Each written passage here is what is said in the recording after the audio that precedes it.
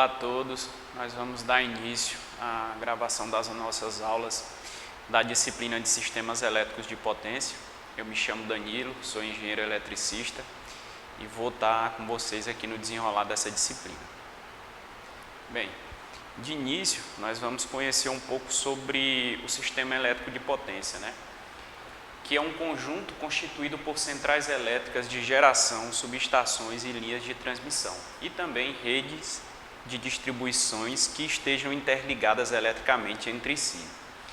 Os principais componentes de um sistema elétrico de potência são os geradores hidráulicos, fotovoltaicos e eólicos, linhas de transmissão aéreas e subterrâneas, transformadores de potências, reatores e capacitores.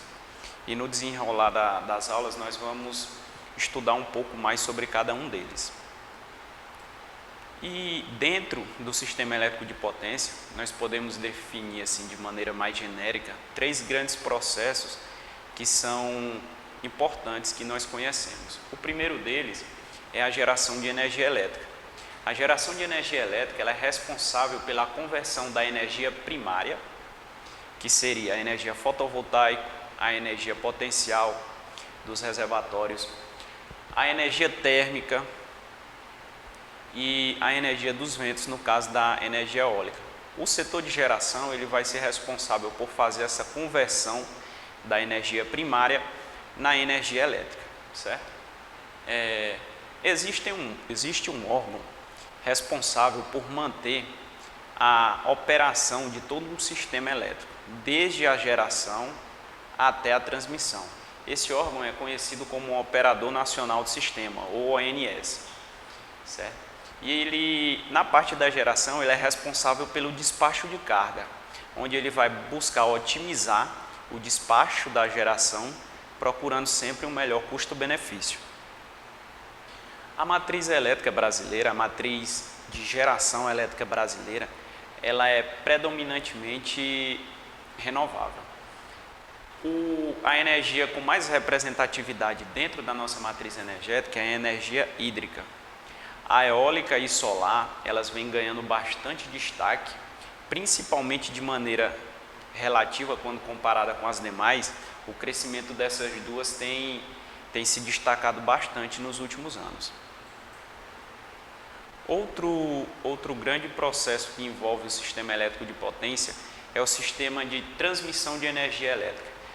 Esse processo ele é responsável por fazer o transporte da energia gerada no centro, nas unidades geradoras, até os centros consumidores. Então, além de possibilitar a interligação de todo o nosso sistema elétrico brasileiro, as linhas de transmissão são capazes de fazer acontecer o fluxo de potência entre regiões do nosso país, fluxo de potência da região norte para a região sul ou vice-versa. Isso vai depender da questão da geração no momento. E o terceiro grande processo é o processo de distribuição de energia elétrica. Esse processo ele é responsável por receber a energia transferida das usinas por meio das linhas de transmissão e entregar ao consumidor final. Os principais elementos ou equipamentos de um sistema de distribuição, a gente vai ver que são os alimentadores e os transformadores. E aí, nós vamos entrar, após conhecer esses três grandes processos, nós vamos adentrar em algumas outras questões, ainda de maneira introdutória, sobre a operação e o planejamento e a expansão do sistema elétrico de potência. A operação ela deve atender às cargas com continuidade e qualidade, ou seja, a energia deve ser gerada de maneira contínua e, além disso, atender a determinados critérios de tensão e frequência, tendo um valor mínimo de variação e dentro de uma faixa pré-estabelecida. Além de ter a continuidade, deve-se ter a qualidade da energia gerada. Para assegurar esses critérios, o planejamento da operação e expansão do sistema elétrico ele é sempre feito baseado no critério N-1.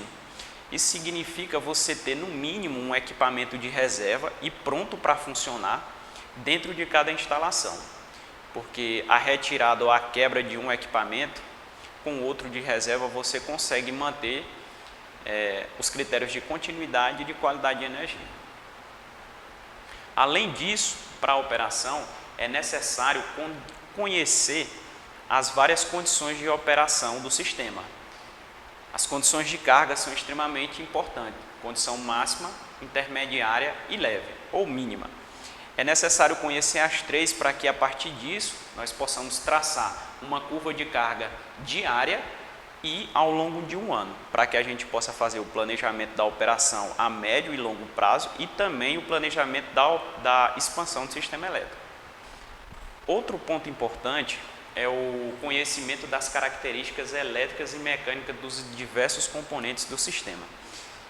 É necessário ter esse conhecimento para sabermos como os equipamentos vão se comportar de maneira mecânica e elétrica frente às várias condições de operação do sistema elétrico, desde a condição em regime permanente, condição normal, até condições de oscilações transitórias e de curto-circuito. É preciso conhecer o comportamento dos equipamentos frente a essas questões. E para ter esse conhecimento, é necessária a realização de estudos que determinem as características de todos os componentes que estão inseridos no CEP, a fim de adequar geração, transmissão e distribuição de energia. Os principais estudos que são realizados para análise do CEP são esses: fluxo de potência, curto-circuito, estabilidade transitória, estabilidade ou transitória eletromecânico, que vai procurar traçar as características eletromecânicas de comportamento eletromecânico do equipamento frente às condições elétricas do sistema, sobretensões ou transitórios eletromagnéticos, o estudo de confiabilidade, o estudo de compensação de reativos e o fluxo de potência ótima. Além desses conceitos relacionados à operação e à expansão, que são embasados a partir de estudos, é necessário que nós conheçamos alguns conceitos fundamentais, conceitos básicos que são utilizados para a realização desses estudos. O primeiro é a representação fasorial. À esquerda, nós temos a representação matemática da tensão e corrente instantânea. Só que corrente e tensão funcionando em regime permanente, elas se tornam periódicas. E o cálculo, a análise de cálculos do sistema elétrico de potência, utilizando grandezas instantâneas como tensão e corrente, torna essa atividade muito complexa e trabalhosa. Essa característica da corrente e tensão ser senoidal e periódica facilita que nós possamos usar um artifício matemático, que é a representação fasorial, que é projetar um vetor rotativo daquela senoide, e com isso a gente tem uma nova formulação matemática de tensão e corrente, onde nós teremos o módulo, o valor máximo, com apenas um ângulo de defasagem. Isso facilita muito a realização dos cálculos e do entendimento do comportamento de circuitos elétricos.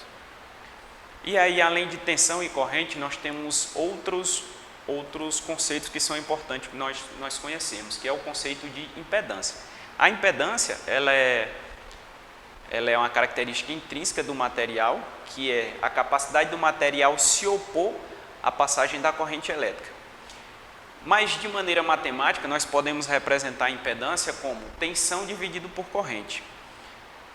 Se eu trago a forma vetorial a forma fasorial de tensão e corrente, eu vou ter a divisão dos módulos como resultado, e o ângulo, eu vou ter a subtração do ângulo da tensão menos o ângulo da corrente. Com isso, eu chego àquela fórmula, àquela representação matemática da impedância, onde eu vou ter o módulo da impedância vezes o cosseno do ângulo, que vai me dar a parte real da impedância, que é a resistência elétrica.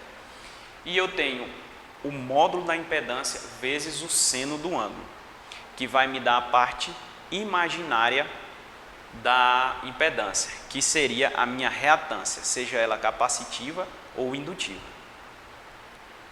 O próximo conceito também é o de potência, nas representações matemáticas que nós estamos vendo até agora. Com a utilização, trabalhando para descobrir a potência, trabalhando com tensão e corrente instantânea, a gente aplica a fórmula e, a partir disso, eu posso considerar o ângulo da tensão como referência. Por que eu posso fazer isso? Porque o que me interessa é a defasagem entre o ângulo da corrente e da tensão. Não me interessa, de fato, o valor absoluto desse ângulo, mas sim a diferença entre eles. Com isso, eu atribuo um desses ângulos como a minha referência sendo zero e chego àquela simplificação. A partir disso, eu posso decompor a potência em duas partes.